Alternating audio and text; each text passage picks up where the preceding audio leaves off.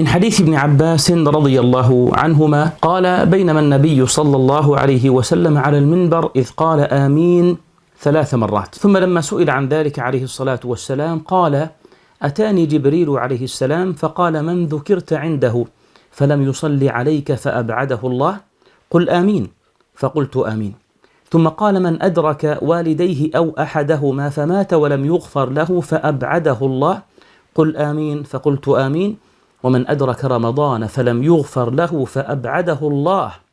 قل آمين. فقلت آمين. في الحديث يا كرام فوائد عظيمة، منها أولا وجوب الصلاة على النبي صلى الله عليه وسلم كلما ذكر اسمه الشريف، حيث دعا جبريل عليه السلام بالبعد والطرد من رحمة الله عز وجل على من لم يصلي على النبي صلى الله عليه وسلم كلما ذكر اسمه الشريف.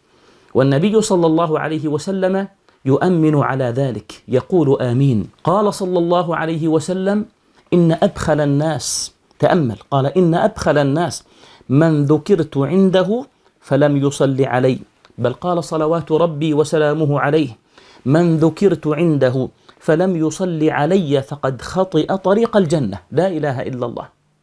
في كتاب القربى لابن بشكوال رحمه الله يقول علي ابن يعقوب الوراق يقول: حدثني بعض أصحابنا وكان ثقة أنه رأى الإمام المحدث الحسن ابن رشيق رحمه الله، قال: رآه بعد موته في حال حسنة، فقال له: كيف تم لك ذلك؟ فقال: بكثرة صلاتي على النبي صلى الله عليه وسلم.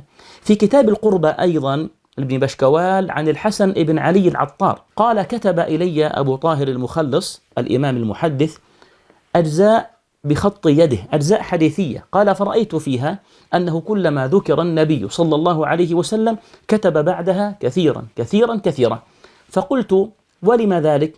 فقال: كنت في حداثتي، يعني في شبابي، أكتب الحديث، وكلما جاء ذكر النبي صلى الله عليه وسلم لا أصلي عليه. قال: فرأيت النبي صلى الله عليه وسلم في المنام فأقبلت أسلم عليه فأعرض عني، فجئته من الجهة الأخرى فأعرض عني وأدار وجهه عليه الصلاة والسلام، ثم جئته من الجهة الثالثة فأعرض عني، ثم قلت: يا نبي الله، لما تدر وجهك عني؟ فقال: إنك إذا ذكرتني في كتابك لا تصلي علي. يقول أبو طاهر المخلص: فمن ذلك الوقت لا أذكره صلى الله عليه وسلم إلا ذكرت بعد اسمه صلى الله عليه وسلم كثيرا كثيرا كثيرا. في الحديث يا كرام أيضا خطورة عقوق الوالدين وفضل برهما، وأن برهما من موجبات رحمة الله عز وجل وعزائم مغفرته. من حديث عمرو بن العاص أن رسول الله صلى الله عليه وسلم قال: رضا الرب في رضا الوالد وسخط الرب في سخط الوالد. في كتاب الأدب المفرد للإمام البخاري أيضا أن رجلا جاء إلى ابن عمر فقال: يا ابن عمر، أصبت ذنوبا لا أراها إلا من الكبائر، فهل لي من توبة؟ فقال ابن عمر: أتفرق من النار، تخاف من النار وتحب أن تدخل الجنة؟ فقلت: إي والله. فقال: أحي والداك؟ قلت: عندي أمي. فقال: والله لو ألنت لها الكلام وأطعمتها الطعام لتدخلن الجنة.